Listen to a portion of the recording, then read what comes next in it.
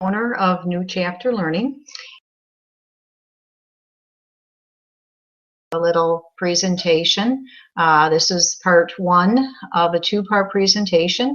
Each presentation is about a half hour each, and the purpose of the seminar is to provide you with an understanding of what dyslexia is and how we here at New Chapter Learning go about correcting the problem by using the Davis Dyslexia Correction program. So what I'm going to do is I'm going to put up a little presentation here using the PowerPoint, and okay, this is part one of the dyslexia presentation. In this part one, we're going to talk about the characteristics of dyslexia, what is disorientation and what does that look like, and what does it feel like to be dyslexic. I myself, like I said, my name is Sandy McFall, and I am an adult corrected dyslexic. I was one of those students that had a very difficult time in school. I remember my mother sitting with me for hours on end trying to help me with my homework, trying to help me read and understand my homework. I remember in college I had to read a sentence over 4 times. Every time I would read that sentence, a new word would pop into that sentence that I didn't see before. I fortunately have 2 undergraduate degrees. I've worked for a Fortune 500 corporation. I'm an entrepreneur. So again, dyslexics are not stupid. We are very smart. And as you will see, these are many of the some of the more important pioneers of invention, creativity, and art. We believe that these people succeeded not despite their dyslexia, but because of their dyslexia that they've done as well as they have done. Again, for myself too, I believe I've done very well.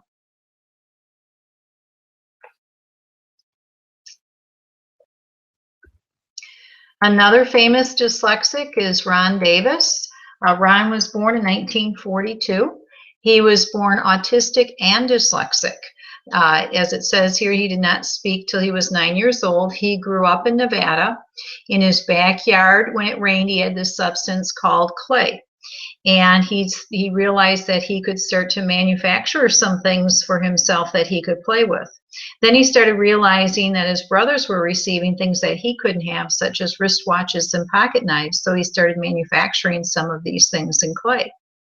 When he went to school, he sat on a stool with a handkerchief on his head, and he faced the other students. If the handkerchief fell off, he was reprimanded, and the handkerchief put back on his head.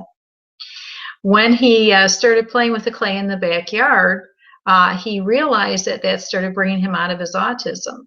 So then when he was sitting on that stool facing the other students, he looked at the alphabet strip at the back of the classroom, and he went home and he'd construct the letter B. And he'd say to his brothers, well, what's this? They said, well, that's a B, that stands for bug. That's a D, and that's for duh. So he went on to construct more of the letters in clay. Then his mother began to send him to speech therapy. About a couple of years later, he said to his mom, he said, can I take a math class? And she said, wait a minute. You just learned how to speak. You cannot read or write. How in the world can you take a math class? And he said, trust me. So he became a mathematical genius. And when he was about 17 years old, they asked him to take an IQ test.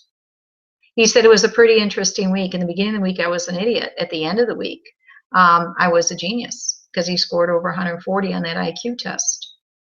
He went on, he went on to become an engineer. He created rockets for the aerospace industry, made $1 million. He quit that. He moved to San Francisco. He got into some other business ventures, but he always stuck with his sculpting. When he was about 38 years old, he was at a conference down in Florida, and he was sitting in the hotel room that weekend, and he asked himself the question, now, why in the world is it that I am so smart, yet I cannot read or write? So he ran a bunch of experiments on himself in the hotel room that weekend. He got himself sick, dizzy, and threw up. And at the end of 2 days, he could read the information cards in the hotel room. He said, well, I think I can read. So he walked over to the library. He has to walk because he cannot drive, because he cannot read, so he could not take a driver's test. So he walks over to the library, he said to the librarian, he said, "Hey, I'm going to read my first book." And she said, "Well, I would suggest Treasure Island." And he sat down, he read that book from cover to cover, and he cried his first real tear. He walked back to his conference and he said to his friends, he says, "Hey, I believe I just corrected my dyslexia." And they said, "We're dyslexic. Can you correct ours?" He's like, "Oh, I can't have you getting sick, dizzy, and throwing up." He says, "But I'll tell you what I'll do." He says, "I'll go back to California and I'll figure out what I did to myself in the hotel room that weekend." And he did just that. He went back to California. He hired a woman named Dr. Fatima Ali. They spent 12 years researching into what dyslexia is and what he did to himself in the hotel room that weekend. In 1993, he wrote the book, The Gift of Dyslexia. In 1995, he established Davis Dyslexia Association International. It's an internationally recognized program, and it's the most widely used dyslexia correction program in the world.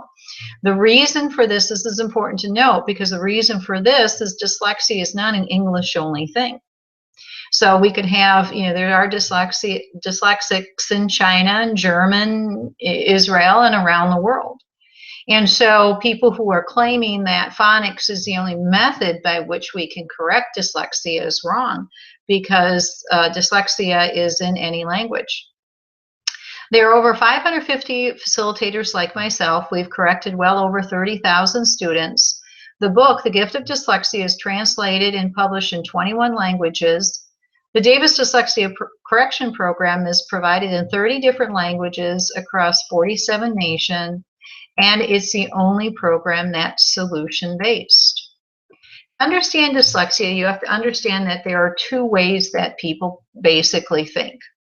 First is the left brain word thinker, and this person does well with phonics. They come across a word that they do not know. They pretty much use phonics to pronounce the word. They like to learn things easiest to hardest. They like to have information repeated, and they like rote memorization. This is the way 70% of the people think, and this is the way the whole school system is set up. The other 30% are right brain picture thinkers. These students have to have a picture for every word that is said and every word that is read.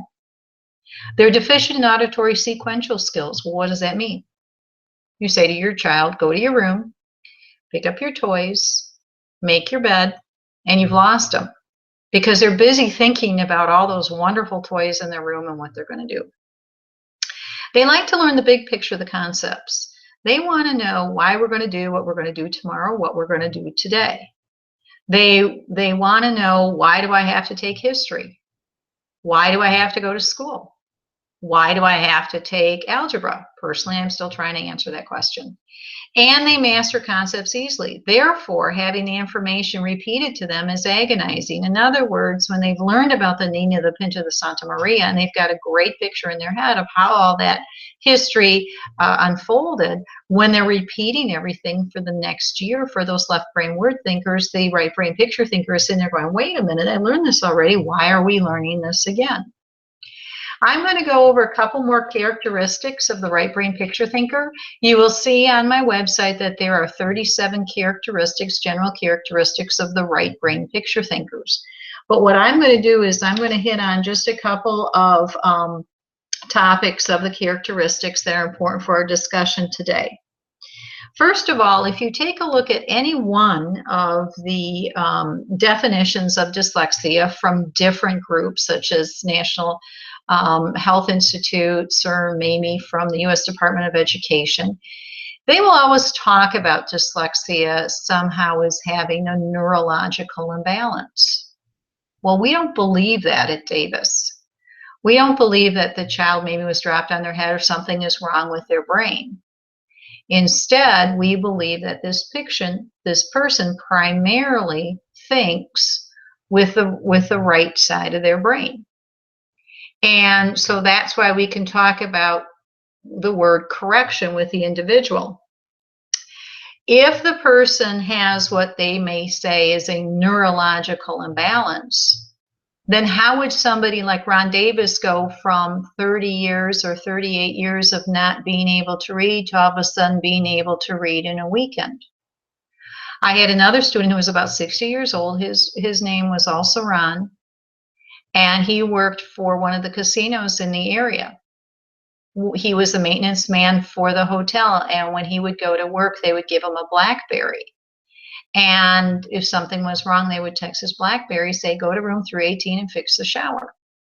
He would look at that BlackBerry and he would say, well, I knew that there were words on it, but the only thing I could see was 318. So he'd go to room 318 and look for something that's broken and try to fix it. He couldn't read, when he would drive, he couldn't read any of the road signs on the interstate. Those big green signs were just big blank green signs. He'd have to have somebody riding in the car with him, and especially if it was someplace that he hadn't been before. He was kicked out of school at a very young age because the only thing he could do is draw. He went everywhere to try to have his dyslexia corrected. He went to Lake Michigan College and Andrews University. They said they could correct dyslexia and they couldn't correct his. Now at the end of the week, that man was reading at first grade reading level. So if his dyslexia is, as many of these different powers that be describe dyslexia as a neurological imbalance, we don't agree with that. Based on the characteristics that Ron Davis pulled, researching dyslexia from the late 80s into the early 90s, he theorized back then that dyslexia, or the cause of dyslexia, must be primarily because this individual is thinking with the right side of the brain. Well, he had no way of proving it back then. But lo and behold, 2002, fMRI imaging caught up with Ron Davis. And they were actually able to prove that, yes, this individual primarily thinks with the right side of the brain. And I will show you those images later. So again, because the Davis method believes that the cause of the right brain picture thinking, or the cause of dyslexia, is a result of being a right brain picture thinking, then we can go on to say, yes, the dyslexia can be corrected. Picture thinkers think and perceive multidimensionally. Well, what does that mean? Picture the front of the vehicle that you drive. Now take your mind's eye and put it over to the driver's side. You can see that. Now take your mind's eye and put it at the back of the car, trunk of the car. You can see that car from all sides. You don't have to be there, but you can use your mind's eye and you can put it around that vehicle very easily. And the right brain picture thinkers have a keener ability to do that. They experience mental images as reality. They have vivid imaginations. These are the students that I say, hey, have you ever been to Disney? And they say, uh-huh. And the parents are like, no, we've never been there. But in their mind's eye, they've been there. And they're the students that have nightmares in the middle of the night because that monster is really in their room. They're very curious and very intuitive about other people, insightful. They usually have a high IQ, and they're the out-of-the-box thinkers. They're the ones that the employers want to hire because they're not thinking like everybody else. I like to say they were never in the box to begin with. If you can answer this question about your child, appears bright, highly intelligent and articulate, but unable to read, write, or spell at grade level, then your child is probably dyslexic. And they have talents that come naturally. They can master many skills faster than the average person can comprehend them. These are the people say, you know, I don't know how I do this. I just do it, and I just mix these colors together, or I design this landscape, or, you know, I can have these talents on stage. I don't know how I do it. I just do it. And they need to see the whole picture before they can understand the parts. They see the forest and not the trees. So if you want to show this student how to make a copy on the copy machine, you may want to show them how the copy machine works first before you show them how to take a picture or how to take a copy, because they want to know how everything works. They like to pull things apart and put it back together. And they learn best through hands-on experience. I like to say that they learn best with their hands, their eyes, and in concepts. And if we can teach them this way, then it will result in two characteristics: higher than normal intelligence and extraordinarily creative abilities. As I said before, this is the fMRI imaging, and you will see the left hemisphere of a normal reader. What this is measuring is this is measuring blood flow to the brain. And see how that left hemisphere is all lit up for the normal reader. But then for the student with learning difficulties, See how on the bottom left, just see how their right brain is all lit up when they're reading. Again, Ron Davis had no way to prove this, but in 2002, fMRI imaging caught up with Ron Davis's theory. And in fact, then it became the truth. Okay, I said a couple times, this student has to have a picture for every word that is said and every word that is read. So if I say the word house, what image comes to mind? Your house, a white house, a drawing of a house? Or if I say the word apple, what do you see? Red apple, green apple, stem, leaf? If I say the word pencil, what image comes to mind? Yellow number 2? If I say the word the, what do you see in your head? Blank is an option. If this student has to have a picture for every word that is said and every word that is read, what is the picture for the word the? There isn't one. All these small sight words, all the adult sight words that the student needs to learn in kindergarten, there are no pictures for the abstract sight words. The, of, it, and, or, by, be, there are no pictures for these, and these are all the ones they need to learn early on. So if the student is supposed to have a picture for every word that is said and every word that is read, what's the picture for the word the? There isn't any. So if the student is reading the sentence, the brown horse went to the stone fence, teacher says, what did you read? He said, well, my brother and I went horseback riding and we came across a stone fence. Again, here comes in their creativity, but they certainly don't want to be perceived as if they don't know what they're reading.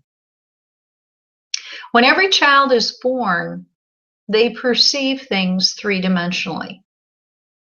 So if you can imagine a toddler walking into a room and seeing something brown and fuzzy in the corner, that toddler will take his mind's eye and put it all the way around that brown fuzzy thing to try to figure out what it is.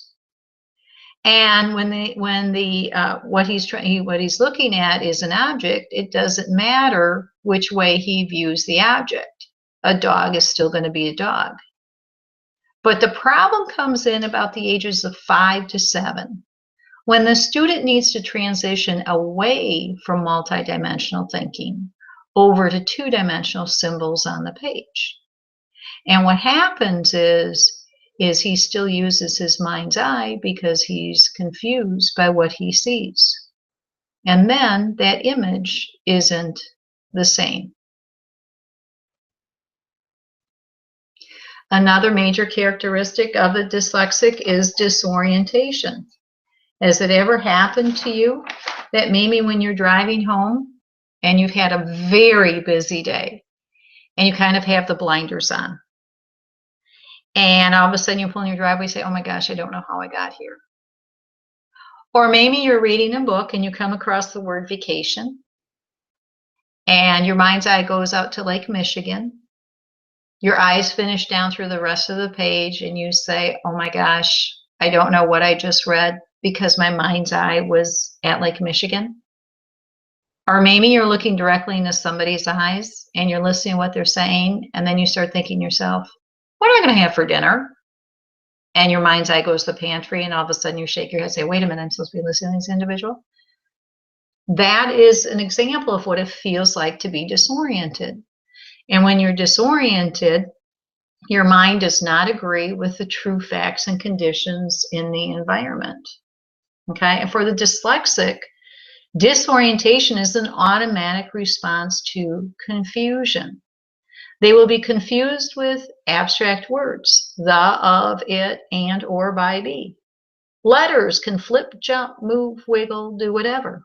Homonyms, two, and two, there and there, crystal and crystal. And or maybe the student doesn't understand the definitions for the words. For instance, the student is sitting in a classroom and the teacher is talking about a word for which they don't have a picture in the catalog of their brain. So maybe the teacher is talking about something like an amoeba.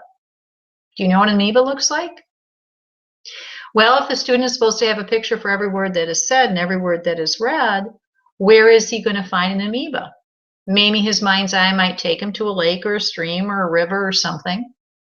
And in the meantime, his eyes are to the ceiling. He's looking for that amoeba because he's trying to pull a picture.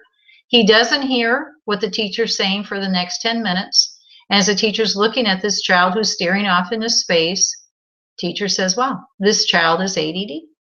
When they're just doing what their mind does naturally, they're looking for a picture in their head. So when you're disoriented, your eyes don't see what's going on in front of you, and your ears don't hear what's going on around you. By way of example, visual disorientation. Does it look like anything's moving on this page?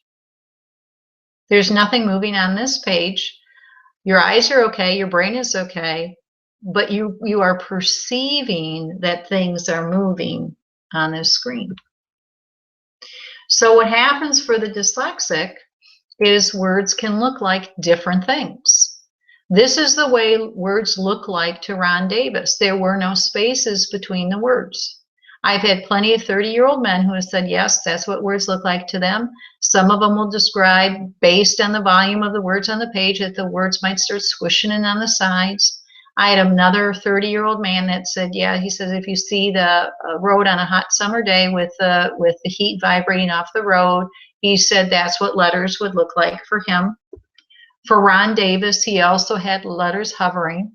And I'll have plenty of students who will describe letters as hovering. I'll have the student read a sentence or two and they'll do just fine. And then the third sentence, all of a sudden, none of the words are the same, are what he's reading. And I'll say, what's going on? And he'll point to a blank piece of the paper and he'll say, all the letters are over here hovering.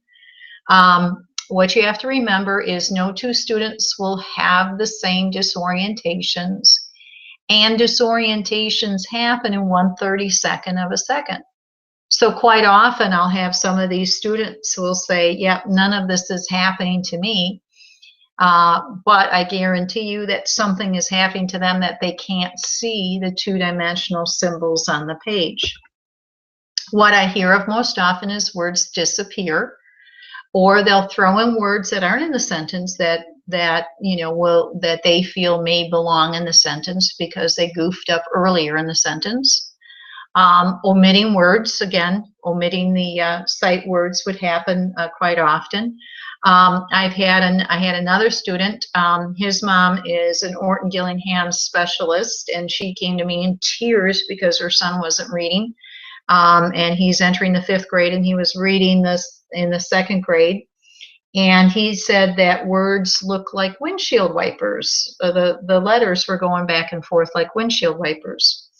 I had another fella, a 16-year-old fella, that described letters to me as being just a big Scrabble board. They were just spread all over the place. I had another girl who was in 6th grade. She came to me reading a 2nd grade reading level. When she opened up a book, she said all the letters that created disorientations for her would jump up off the book like an earthquake.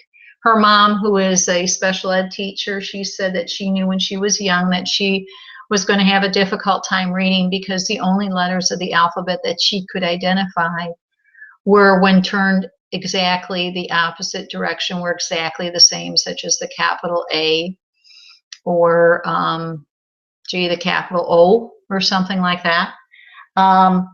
Most of the students that I have, their parents are somehow in the field of education.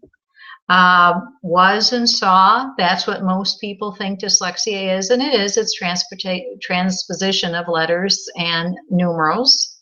Shotgunning, they'll look at TH and they'll guess if it's that, the, there, whatever, mom. It doesn't make any difference because all these words mean the same. They'll look at the letter C, it'll morph into a K or S because they're trying to make it work for the sound, right? Boat, ship, really? I'm working so hard at trying to see these letters that you're going to nitpick about whether or not it's a boat or ship. It's something that floats on water. I had another student explain to me that whenever two letters were the same, were next to each other, such as in the word collect, one L would jump on top of the other. Or another fellow said that words would jump on top of one another, like if he was reading White House, white would jump on top of house, and he could only see white, white. Okay. And the only thing consistent about them are their inconsistencies. They can read the letter the, and 2 sentences later, they can look at the word thes if they've never seen it before. Or they may be able to take, they may be able to spell words for the spelling test, but 2 weeks later, they can't spell the word if their life depended on it. And they're being perceived as if they're being lazy, dumb, stubborn, not trying hard enough, when these students are probably trying 100 times harder than the other students. And bottom line is the disorientation prevents the information from being perceived accurately. There are another couple of characteristics that you may identify with your student.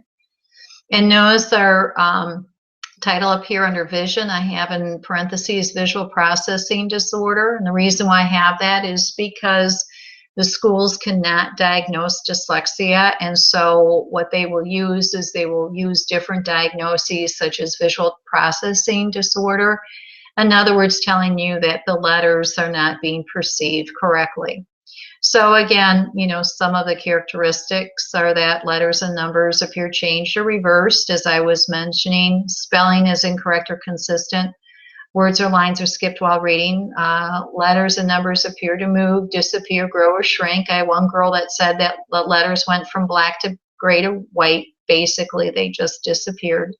That one same girl said that she couldn't see punctuation marks. I had another fella who every time he would see a word with punctuation marks in it, such as the word don't, he couldn't see the word before don't, and he couldn't see the word after don't. So when there was a punctuation mark, he couldn't see 3 words. Capital letters, quite often when they're writing, they will mix capital letters in with lowercase letters. And hearing, there is a disease called auditory processing disorder, but again, some of the schools will be using this to indicate that, boy, they really just are not getting the phonics-based, words and pronunciations. But they have problems with some of the blended sounds. They don't hear what's said, or they hear what isn't said. I told you to clean your room. No, you didn't. Yes, I did. And a couple more here. I've had plenty of students who complain about being dizzy, having headaches or nausea. Like every hour in language arts, whenever they're reading, they will complain maybe of some of those symptoms.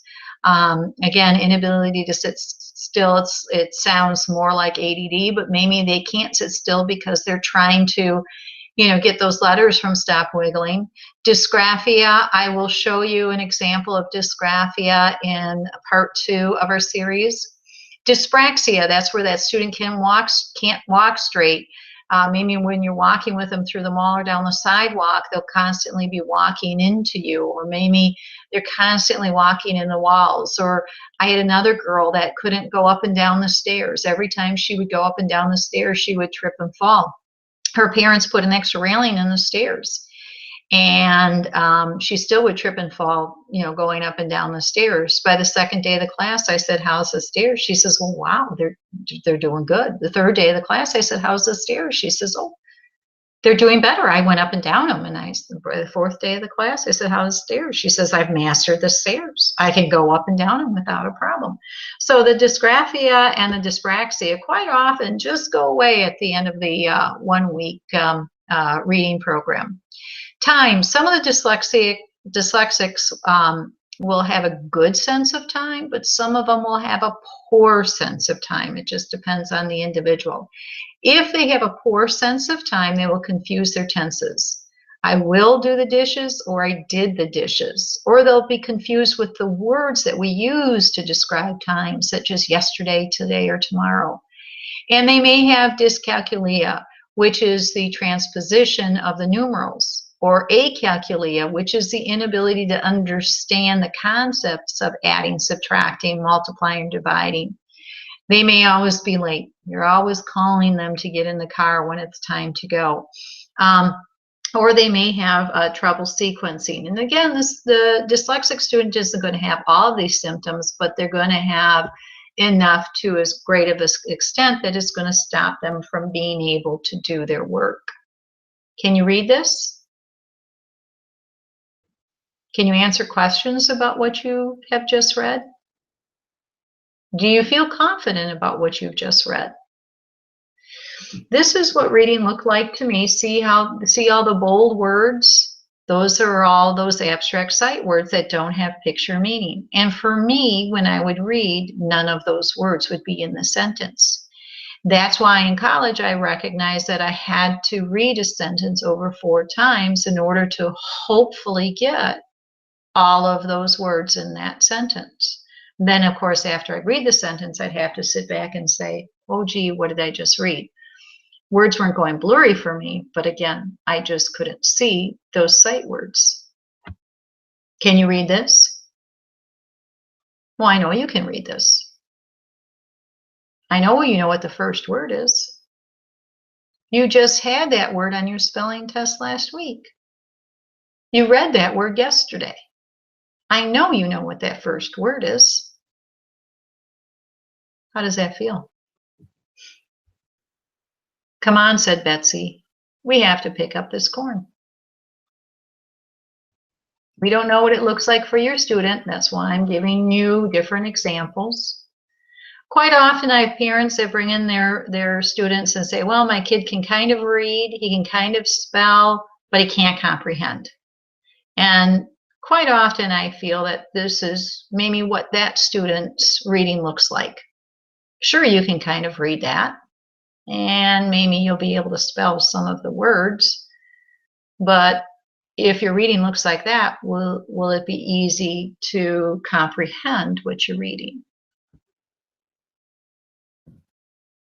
What we're going to do now is I'm going to give you a fluency test. No, we're not participating, but what I'm going to do is I'm going to read the first sentence with you. You're going to read this out loud. And what we're going to do is we're going to read the colors, not the words. And so what I'm going to do is I'm going to do the first sentences with you, and then I'm going to allow you to go ahead and read the next sentences on your own. Again, this is your fluency test, so we want to make this go really, really fast as you can. So starting out with the first sentence, red, blue, green, yellow, blue, yellow, green, red. Go ahead. Next sentence. Next sentence. Come on, this is your fluency test. How is that going? Is that easy? Are you able to interpret the words? And what happens is when the student goes to take a spelling test, the teacher says, well, go ahead. I want you to pronounce the word. If you can pronounce the word, then you can spell the word, right? Well, doesn't always work for the right brain picture thinker because words look different than they sound.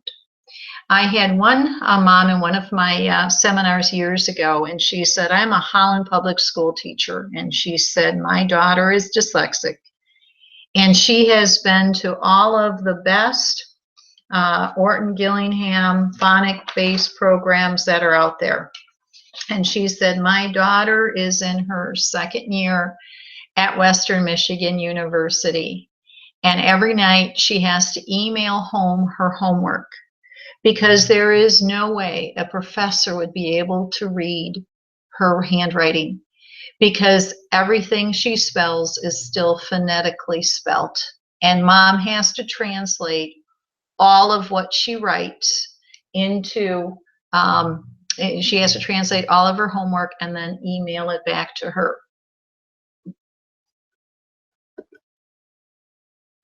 So what happens is there are letters flipping, jumping, moving, or maybe the student doesn't understand what the definition of the word is.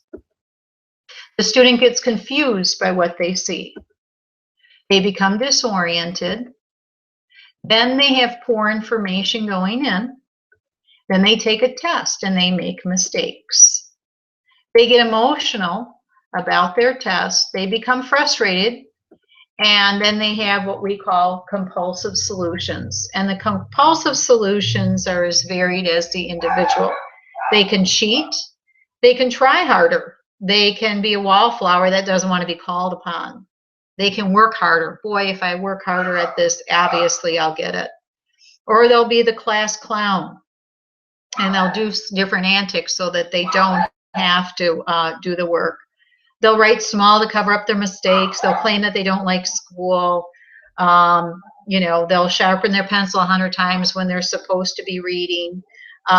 They may begin to have behavioral problems. They may begin to give up. The compulsive solutions are as varied as the individual.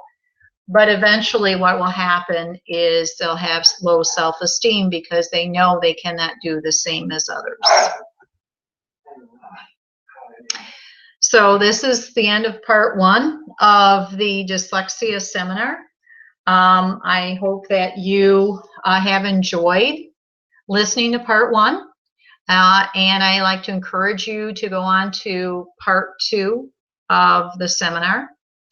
At the part 2, we're going to be talking about how we go on to correct the problems of dyslexia.